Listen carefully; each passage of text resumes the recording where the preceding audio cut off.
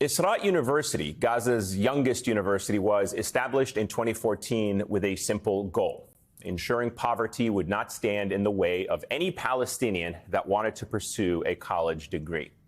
Israel was known for its towering main building and archway entrance, constructed as a love letter to Islamic architecture. The university was actually set to mark its 10th anniversary this year, and to celebrate that milestone, the school planned to open a public museum on campus, housing more than 3,000 artifacts, including relics from the Roman Empire to more modern pieces of Palestinian history and culture. However, Israel University and all of the history it housed within its walls has now been destroyed. On January 17th, the Israeli Defense Forces demolished the university's main building, reducing it to rubble in a matter of seconds. The Israeli military initially tried to justify this action, claiming that the campus had been, quote, used by Hamas for military activity and that there were concerns the group might use it to attack Israeli forces.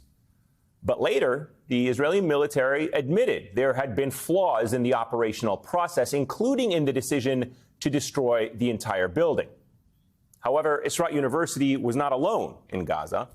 According to an NBC News analysis, at least 5 of Gaza's 7 major universities have been destroyed or damaged since Israel began its bombardment of the Gaza Strip.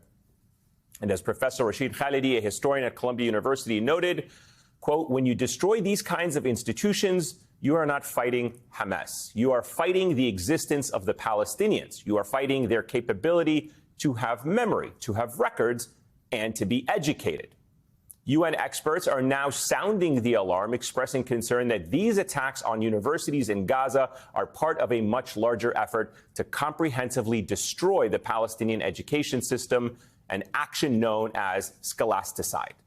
For almost 7 months, the war has halted the studies of at least 88,000 students, according to the Palestinian Authority's Ministry of Higher Education. But if you've turned on television here in America, it is apparently American universities that are under attack. As pro-Palestinian anti-war protests continue to spread to college campuses across the country, coverage of these demonstrations has dominated mainstream media. Here's just a really small glimpse at how these protesters have been described. Watch. I'm reminded of January the 6th. That's what this looks like to me. This might look like January 6th, but it's 1,000 times worse. Charlottesville was a little peanut, and the hate wasn't the kind of hate that you have here. Harkening back to the 1930s in Europe, and I do not say that lightly. Keep marching for Hamas, kids. This is not what students bring to school. Hamas is here. Even the notion of an encampment is a physical threat. We have a terrorist group marching in New York right now. They're dumb and or unattractive. Take it to the bank. They have been brainwashed by TikTok to believe that Israel's actually committing a genocide. What's happening on college campuses is rooted in anti-Semitism. They are embracing the rhetoric and the ideology of Hamas. Did that negotiating with terrorists work for them? We are going to have fascism as a result of these protests. We are going to have fascism as a result of these protests. It's absolute hysteria from the media. Outrage over protesters setting up tents, occupying buildings, or breaking windows, as Gaza's entire education system lies in ruins. U.S. media have become obsessed with this manufactured idea of violence sweeping across American campuses, all while failing to cover the very real violence that has decimated an entire generation's access to education. But the media isn't doing this alone.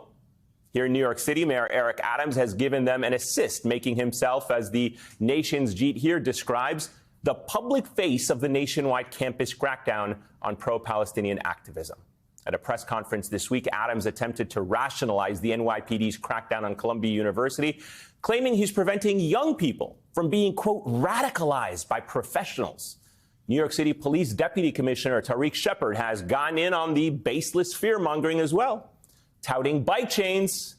Yeah, bike chains, literally bike chains sold at a discount by Columbia University as some kind of sinister weapon that has been brought in by outsiders.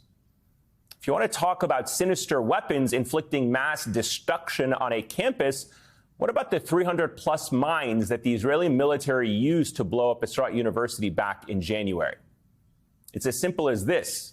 You cannot claim to be worried about violence at universities, about disruptions to students' education, about safety on college campuses, and ignore what is taking place in Gaza. And you cannot be more concerned about the act of students protesting than you are with the very issues that they're protesting against, and what the UN Special Rapporteur on Human Rights has described as a genocide.